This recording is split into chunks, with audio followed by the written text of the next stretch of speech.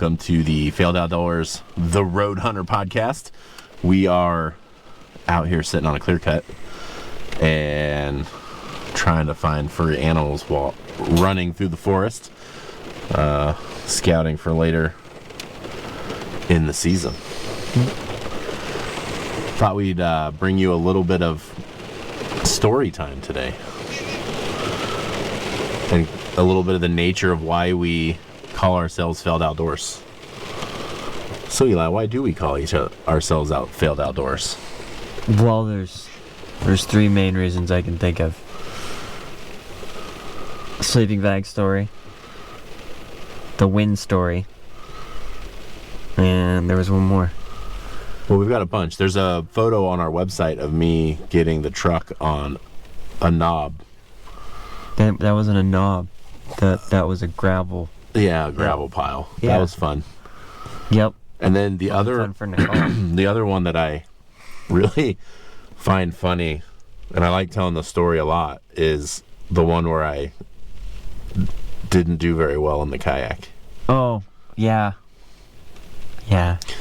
So we drive around and we think about a lot of stuff when we're hunting, or in general just going in the woods or going fishing or anything like that, and we run across times where we might forget things. Yeah. Which causes challenging outdoor activities.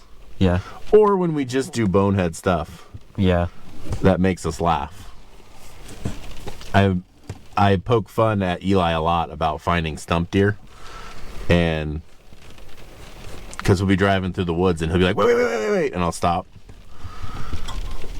And then he'll be like, oh, stump deer. And then we'll drive again. Those are so fun. Mm-hmm. They make me laugh a lot. I still think you're like 1% deer to stump ratio. Solid 10. 10%? Dude, that's a pretty good conversion rate. I know. If you were in baseball, you'd be in the Hall of Fame.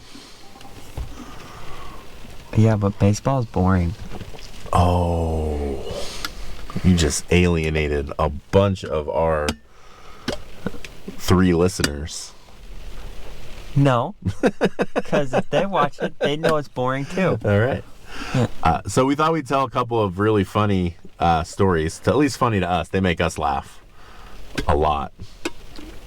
And so I thought we'd start out with, a couple, maybe 3 of them today. Yeah. And then we'll do some more in the future. What we'd really like to do is find some of you that have stories that want to talk about your adventures in the woods, where maybe it didn't go as well as you would have hoped, and it made you laugh a lot. Angry at the time, but when you look back, it was the thing that was like, wow, that made that so much better. Yeah. So I think the first one we talk about is the truck. Oh, yeah. Yeah. So we were scouting last year, or was it the year before? It's when we had the truck, so the year before. Yeah, so the year before. Okay, so we ended up having this pickup, and we were going to go out to where these OHV trails were. Yeah. And so we thought we would scout that area, see what that area offered as far as outdoor recreational fun. Yeah. And we were, instead of taking our little nimble Jeep, we took the pickup because it was more comfortable, because we were going to bring my daughter, and we don't do a lot of in-depth nature-y things when she comes along, because she doesn't like it when nature touches her. Yeah. Yeah. Any like even the air of nature. So she just went with us to be able to hang out and get out of the house, do that sort of thing. And we're driving along and we're not having any fun. We keep finding these dead-end roads, but they weren't difficult, or we didn't really want to go into the difficult roads because of the pickup rather than the Jeep. So there was this point where I decided we're going to have a little fun. And we found this big open staging area that had a mound of dirt that didn't look very scary. Yeah, but we also didn't look at the backside. Yeah, see, this is where the things kind of fall apart. There was this nice little ramp up the dirt pile. Yeah. And I was thinking other people have done this, so I didn't spend a lot of time looking at how steep the other side was. Yeah, it wasn't really steep. Well, it was steep enough. Yeah. Because the You truck didn't go ended up fast getting... I didn't... this is a good point. When you're stuck, mainly it's because you didn't go fast enough. Exactly. Okay. Yeah. And I went up one side, and as soon as the wheels crested the top of that mound, it was like, no, it went clunk, and I knew we were in bad shape. Yep. Knew it. So from there, we're sitting on this mound. I try to give it the old, forward back situation. We even jumped on the back of the bed. Yeah. But it was high centered so bad. Yeah. And so that thing where you're like grinding your gears? There's no way you're going to figure this out. Yeah. But we tried. We tried to do the put it in drive, go. Put it in reverse, go. And that worked a little bit until all four wheels had nothing to grab onto anymore. So things started getting more dire and more dire. Yep. The further in we went. And it was about this time of year when there's no one out. Right. There's no one out recreating because it's off season, I'm guessing. Except for those people that were quad riding. Yeah, they were way far back though. Yeah. They were miles back because we had gone pretty far. And so while Eli and I were trying to figure this out, reluctantly, my daughter went up to the road, freaking out. Yeah, she was not happy that we got stuck because we were way far out and we hadn't seen anybody most of the day except for those quad riders early on. So she was scared as far as not being able to get out of the woods. Yeah. And we were going to have to spend the night. We weren't going to. No, we were going to spend the night. We were going to go walking, but it was, we were in trouble. And we had no recovery gear. Yeah. We had no straps, no come-alongs, no winches, no... Yeah. We had nothing. Oh, wait, no, we did. We had Max Tracks. Sorry. We had Amazon Max Tracks because Max Tracks are expensive and I didn't want to spend that much money. So we got these little plastic boards. Yeah. And we tried those a little bit. They worked until they didn't. Yeah. Because they couldn't, because you were there was nowhere to get the tire to hit the track. It was too high. I still think we could have chassis slid it. There's no way. No, you kick the rock out from the one side of the one side and it'll just slide down the... There was so much dirt. There's no... it would have taken us till a week to do that. Anyway. This older gentleman... Thank you, by the way. And I know you probably aren't even going to watch this, but I just have to say thank you to those who are in the woods that have the right equipment to help and are willing to stop and help, even if it was just to laugh at us. Yeah. But my daughter was able to flag this person down, tell him the woes of Dad. Yeah, I'm pretty sure she was like, my dad's a moron and he got the truck stuck on a hill. Can you pull us off? Yeah. I'm pretty sure that's what she said. So he comes down there with his truck, a camper shell.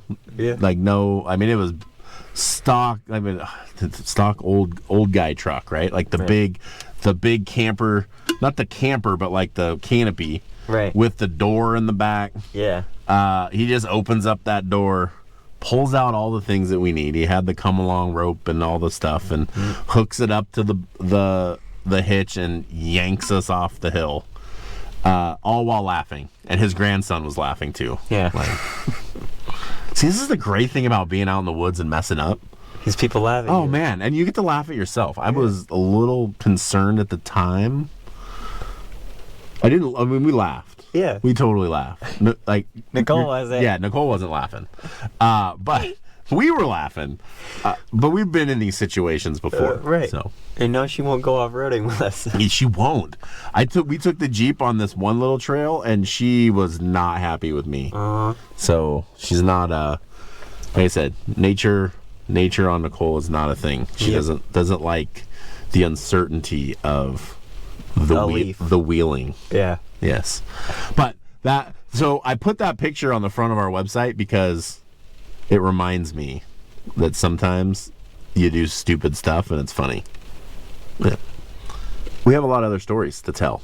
Yeah. That was just one of them. You know what that story did for us, though? Made sure we had everything in that truck. Oh, yeah. Now we have recovery gear. Yep. We've got pull straps. We've got come-alongs. We've got bumper... Dumper? Oh, yeah, bumper dumper. We do have that, but that has nothing to do with recovery. That is an actual evacuation tool. Oh, yeah. Oh, we are planning on doing how to do number 2 in the woods video here in the future, because 1, it's gonna be funny, and 2, we have spent a lot of time. I have spent a lot of time researching how to do number 2 in the woods comfortably, and so I think it's going to be very valuable to all of you, and funny for us, because poop is funny. It is funny. So I would say that's one of the funnier ones. The one that cracks me up that I tell all the time is our maiden voyage of the kayaks. Me and that guy had a moment. You did have a moment, and it was really funny for you. Really funny for me at the time, but way funnier afterwards once you start putting all the pieces together after it happens. Yeah. So we bought these kayaks in COVID time. Yeah. And like most people did. Yeah. We they have these little motors on them. They're Brooklyn kayaks. It took forever to get here because at the time of COVID, everything coming from China took forever. So what? It took 6 months for them to arrive. Yeah. And I don't know if you know of in Oregon, if a watercraft has a motor on it, you have to actually register it as a watercraft. So you have to title it. And I thought if it was over 11 feet and it had a motor. Sure. But ours has a motor on it. We had to do the registration and the titling. That was a whole fiasco. Realistically, it took us a year to get these kayaks registered to be able to use the motor in the water and all of that. And we go out to Silverton Reservoir. Yeah. Yes. And there's a little boat launch there. And we launched these kayaks. We set them up on the dock. Yep. Area. We get them all ready to go, and Eli jumps in his, takes off, does the smart thing, paddles away from the dock, gets himself sort of to the end but turned around. I'm adding this part because it's very important. He's at the end, kind of pointed towards me, and there's a guy fishing on the end of the dock. And I was filming you to begin with, but then you said, "Don't film me, stop filming." And so I stopped filming. Yes, he did stop filming. Would have been great to have this on video. Devastating for my ego, but great otherwise. So I know we did I weight tested a tree, and I'm a pretty large human being. Yep.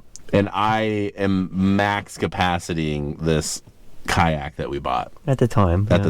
Yeah. And I get into the kayak, and I'm a little unstable. A little unstable. A little? Yeah, a little unstable. Uh-huh. So I get in the kayak, I get myself all comfortable. Yeah. I get the motor all set up, I'm ready to go. And I'm ready to push away from the dock. And get myself turned around and start our fishing adventure.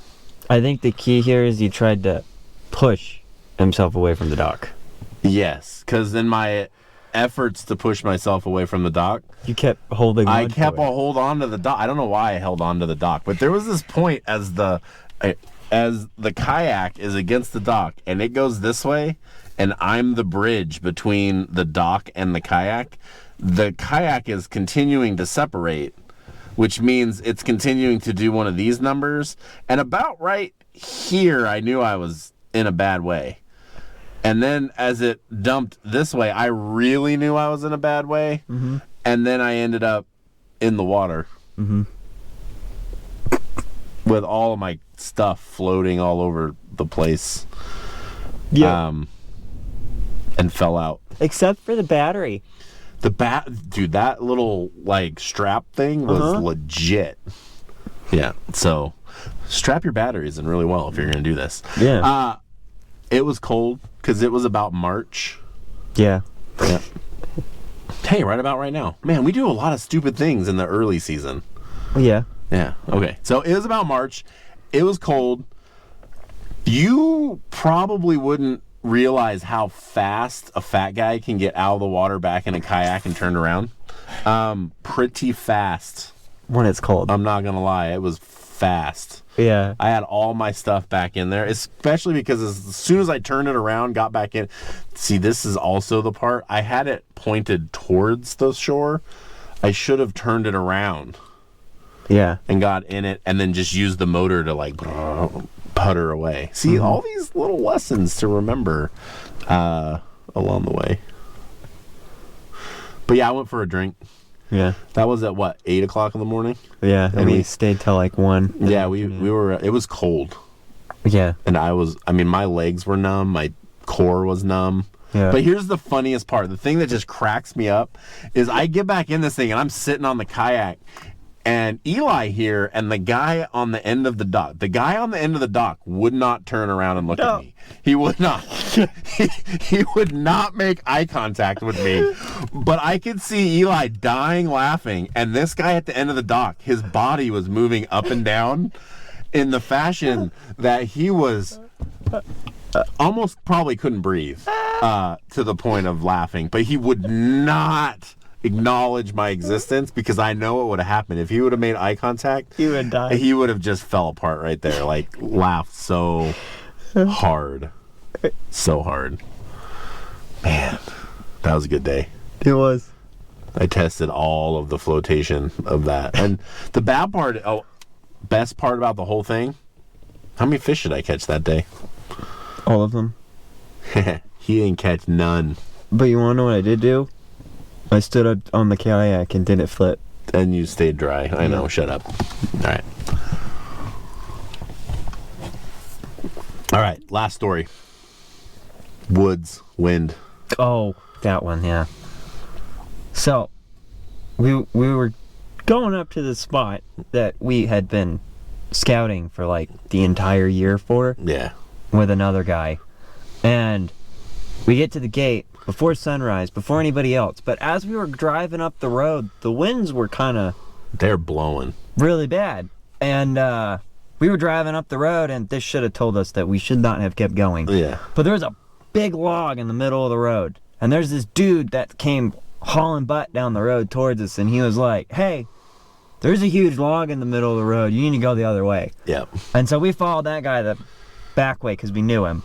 And we went around, we parked at the gate. The wind was still blowing really hard. It was intense wind. Yeah, we shouldn't have been walking, but we did anyways. And so we went around the gate and we started walking down this road. And this specific spot, you have to get off the road and you have to get to this ridge and you kind of walk the edge of the ridge. There's a massive buck there. Yeah. Yeah. The reason why we were there is because we had seen a big buck bedded at the bottom of the ridge in this little basin-y, like just this little, and then there was some trees. He had a nice bed. Actually had 3 or 4 really nice beds. So we were getting ourselves to the ridge so we could check the beds to see if he was there. Yeah. And as we were walking, there's just these little trees that fall every now and then, right? And we were getting out to the end of the ridge. And so when you get to the end of the ridge, you'd cut back over onto the road because there would be like a spot in between where there was no trees. And then you'd get back into the woods once you passed that spot. Yeah. But as we got out of that spot, you could see more and more trees falling inside of the thing. And it's not that you could see more and more.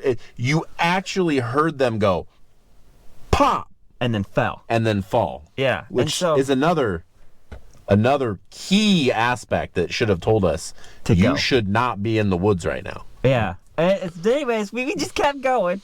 We get down to this other spot. We get in the woods. And we get right to the end. And there's a little tiny tree that just falls right next to us. Yep. Yeah. And then so we start walking. We're like, okay, now we need to leave. Right? And we're 3 miles in, maybe? Yeah. Yeah, we're 3 miles in. And so we start walking, and more trees are falling around us. And so we get out. We get back on the road. We start walking. We're maybe 100 yards from where we walked out. all of a sudden we hear snap, and then a few minutes later we hear boom. No, it's a few seconds later. It feels like a few minutes when you hear the pop of the tree break. Yeah. And that silence, right? That yeah. And then you're looking like, what tree is it? What tree is it? What tree is it? And then you hear that whoosh of the tree fall, and then the thud. It felt like a few minutes. Oh man, it was probably the scariest experience in the woods that we've had to date. I mean, there's been some like whoa, but this one was scary. Yeah, but the tree fell right where we walked out, and then we kept going down the road to get back to the truck, and then another tree fell, and then which was really close to us, and then we're like climbing over a tree, and like a few yards in front of us, another one just goes pop, and then boom, and then we're like, oh, this isn't fun. No, it turned from like a hunting scouting adventure to we need to make short order of getting out of this area, and we need to do it safely and not die. Yes. Yeah. And then, so we get past this one spot where like a few trees fall down. And when we get back to the open spot that was between this ridge and this ridge, and there was this nice open way that you could see down into this little meadow, right? And we're walking. It was like the safe zone, right? Yeah. Because no tree was going to fall in any direction and actually hit this spot, because we were right in the middle. The closest tree to us was maybe like 5 feet tall, right? Yeah. Like if it's gonna fall, it's gonna blow away. Yeah. But at this point, if it's gonna fall, it's taking us with it. Well, yeah. Yeah. But like we're standing there, and you're looking down where the ridge is, and you're watching these trees just like they're swaying, and they're back and forth. And at that point, it was like, okay, here's what we're gonna do. Yeah. We're gonna walk this road fairly quickly. Yeah. But if we hear anything, we're gonna stop, and we're gonna wait, and we're gonna look and see what tree, and then we're gonna move as soon as we sort of identify what tree is falling. Right? We're not just gonna keep walking or running. Like if we hear it falling, we're stopping, trying to identify, and then move. And man, a couple of times we had to do that, and that tree just went bam right across the road. Yep, right in front of us. There was like two or three of those on the way back. It was it turned from like, oh, this is worrisome to this is terrifying very quickly. Yeah, but we were laughing while we were doing it. Yeah, because we were stupid. Right. Yeah, like it was not a good situation. Because even when we got back to the truck, right, it started snowing. Well, it was snowing on our way through, but when we got back to the truck, we still had to do this adventure all the way off the top. Right. And the snow had started when we started walking. So the roundabout way that we came in was getting worse and worse conditions, and there were like big drop-offs on that side. That's right. So we had to make some decisions about how we were going to get off that mountain. Yeah. And it was I think we ended up going down the side with the tree, and because we found a logger. Yeah. He was coming off the top. And then the other guy that we knew, he came too, and he was helping us.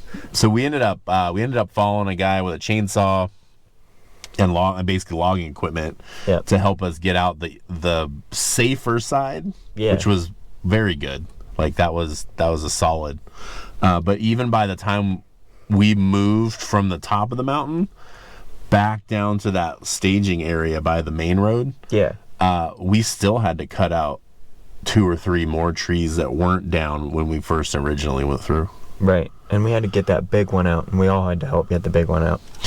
Yeah. So I mean, there are failures in the outdoor that make you laugh, and then there are failures in the outdoors that really are terrifying. But still make you laugh. Yeah, I mean, now we look back and we're like, God, we're so stupid for even being there.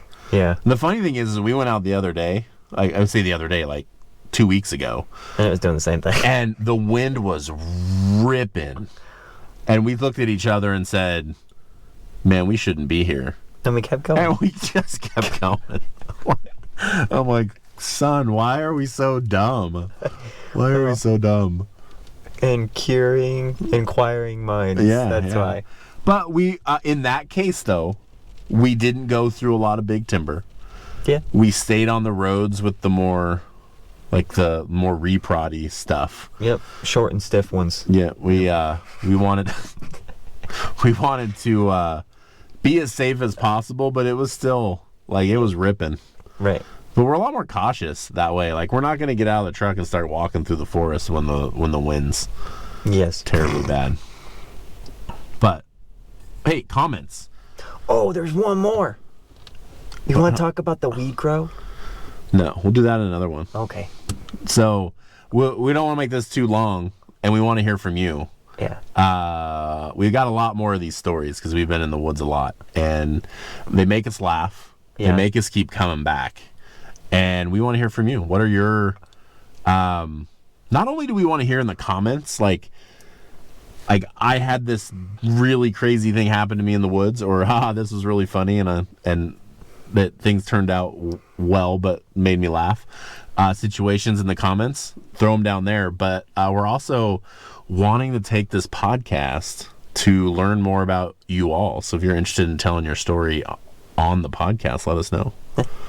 Because I think it'd be really cool to hear stories from hunters, like regular hunters that just go out and try to have fun. And get you on the podcast and tell your story about how you got into hunting and some funny things that might have happened to you along the way. Yeah. Cool. And don't forget coffee. Exactly. Yeah, I mean, every time we go out and we do dumb stuff, at least we have coffee. Exactly. Yep. Go to the website, failedoutdoors.com. We've got three coffees that are for sale. One of them is a Peru Ethiopian blend. Amazing. My favorite one. The Lost Hiker. We have the Road Hunter, which is from Peru, and we've got Zero Dark 30, which is more of a darker roast that is an Ethiopian bean, single origin. So they are very tasty. Everyone we've had try them has loved them. Mm-hmm. So try yours. Sorry for those outside of Oregon.